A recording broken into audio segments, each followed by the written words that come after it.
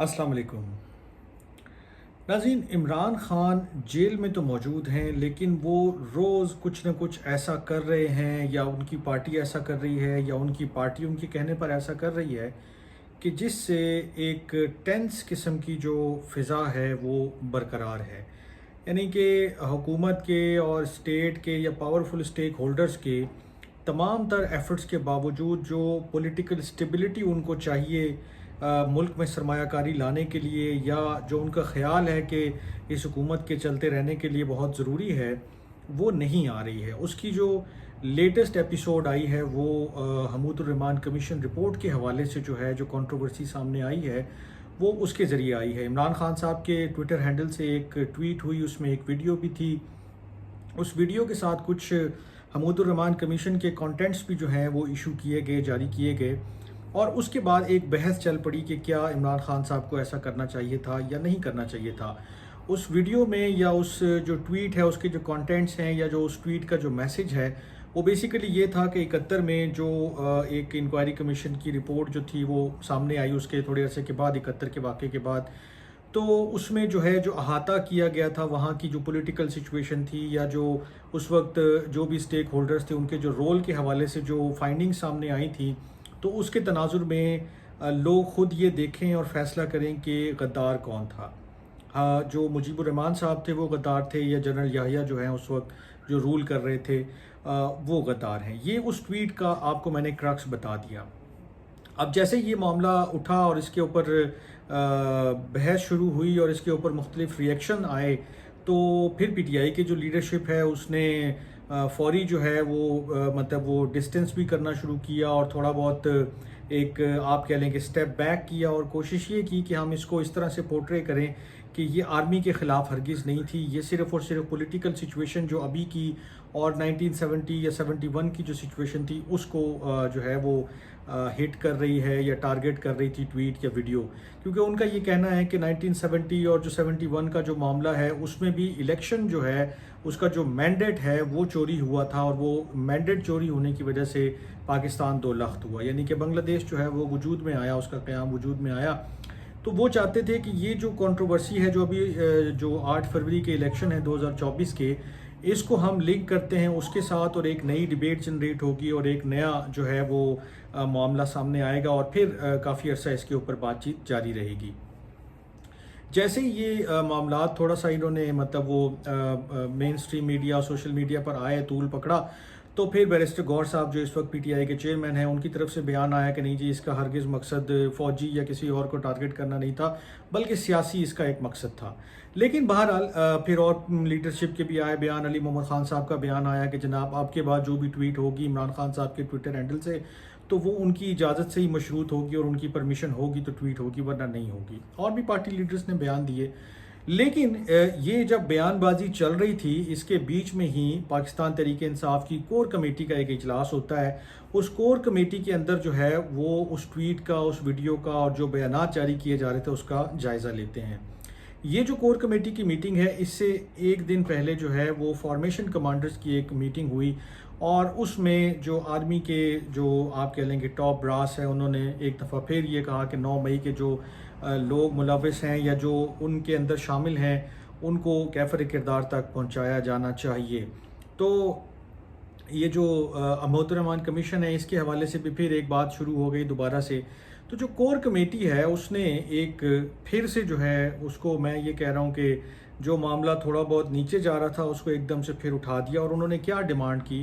انہوں نے یہ ڈیمانڈ کی کہ جو فال آف ڈھاکہ سے متعلق رپورٹ ہے، یعنی کہ سقوط ڈھاکہ جس کو ہم جانتے ہیں جس نام سے کہ جب پاکستان اور بنگلہ دیش علیحدہ علیحدہ ہوئے، اس کے حوالے سے جو رپورٹ ہے اس کو عام کیا جائے، پبلک کیا جائے. یعنی آج تک اس کی رپورٹ وہ سرکاری طور پر پبلک نہیں ہوئی ہے، تو انہوں نے یہ ڈیمانڈ کی کہ اس رپورٹ کو پبلک کیا جائے. اب یہ بہت سگنیفیکنٹ ڈیمانڈ ہے ایک ایسے وقت میں کہ جب پولرائزیشن اپنے عروج پر ہے، سیاسی استحکام نہیں ہے، ملٹری لیڈرشپ یا جو اسٹیک ہولڈرز ہیں، پاورفل اسٹیک ہولڈرز اور بھی جو اس میں شامل ہیں، وہ سب کے سب وہ اس وقت نشانے پر ہیں. اور پی ٹی آئی کی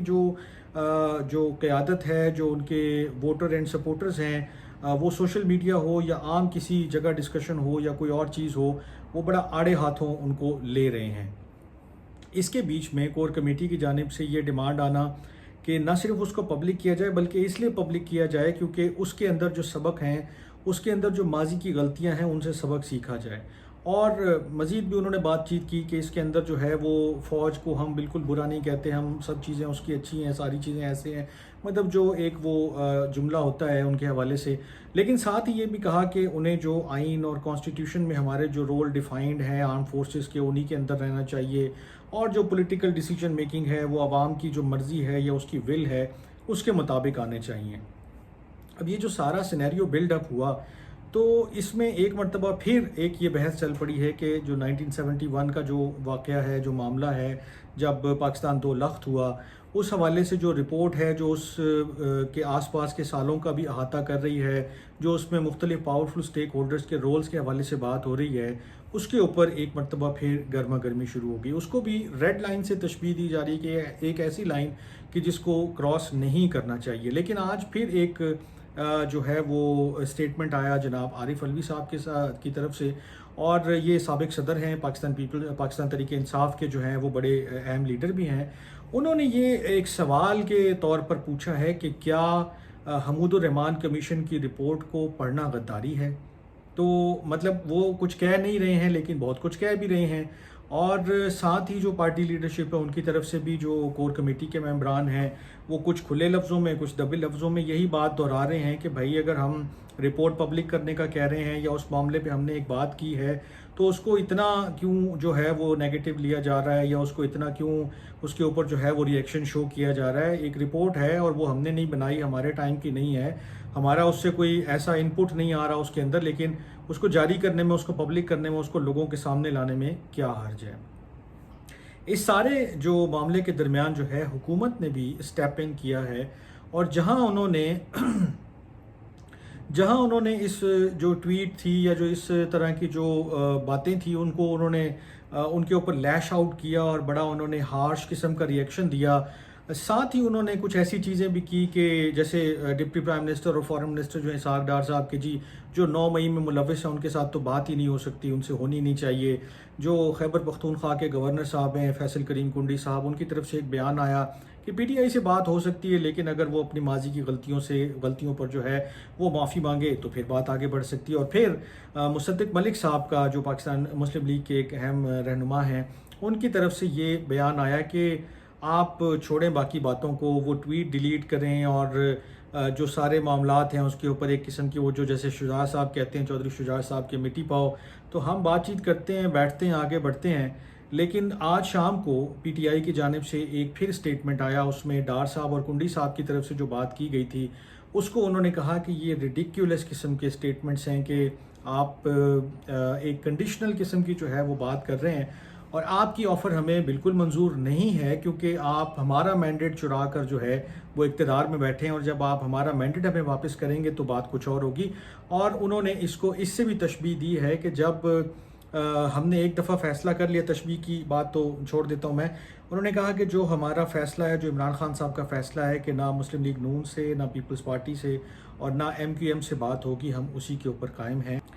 اس کے ساتھ ایک اور بہت اہم چیز کہ عمران خان صاحب نے جب یہ ساری چیز تقویت پکڑ رہی ہے تو اس کے بیچ انہوں نے یہ بھی اعلان کرنے کا کہا ہے پارٹی کو کہ آپ کال دے دیں کہ میں کسی وقت بھی جو ہے وہ نیشن وائڈ پیسفل پروٹیسٹ کی کال دے سکتا ہوں، اور اس کا مطلب ہے کہ ایجیٹیشن ایک مرتبہ پھر شروع ہو جائے گی۔ ایک ہی دن پہلے جب یہ حمود الرحمن کمیشن والا جو معاملہ ہے یہ سامنے آیا، اور اس کے بعد سپریم کورٹ میں عمران خان صاحب کو ویڈیو لنک کے ذریعے پیش ہونے کی اجازت ملی، تو انہوں نے جو سپریم کورٹ کے چیف جسٹس ہیں قاضی فائز عیسیٰ صاحب، ان سے ہم کلام ہوئے اور انہوں نے یہ یاد دہانی کروائی کہ 8 فروری کو بڑا ڈاکہ پڑا تھا، اور وہ ڈاکہ تھا پبلک مینڈیٹ کا، پبلک مینڈیٹ کو چرایا گیا، تو آپ اس معاملے پہ کچھ کریں۔ وہ باتیں انہوں نے اور بھی کی کہ جی ایک کرنل جو ہے وہاں جو کرنل صاحب ہیں وہ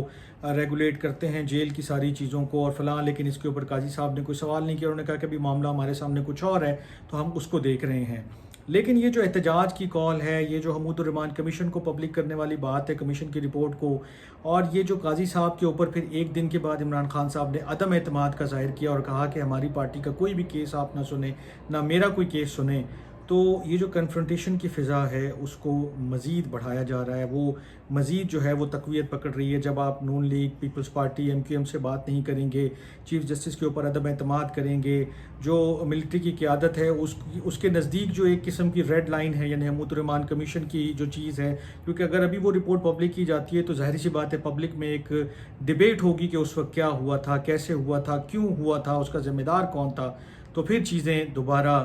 شاید گھوم پھر کر انہی پاورفل سٹیک ہولڈرز کی طرف جائیں گی اور انگلی انہی کی طرف اٹھے گی۔ تو میرے خیال میں وہ یہ افورڈ نہیں کرنا چاہتے ابھی۔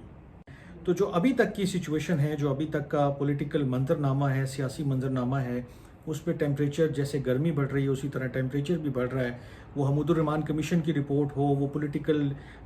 سٹیبلٹی نہ آنے کی بات ہو، انویسٹمنٹ نہ آنے کی بات ہو، عمران خان صاحب کا جیل سے نہ آنا باہر جو ہے اس کا معاملہ ہو،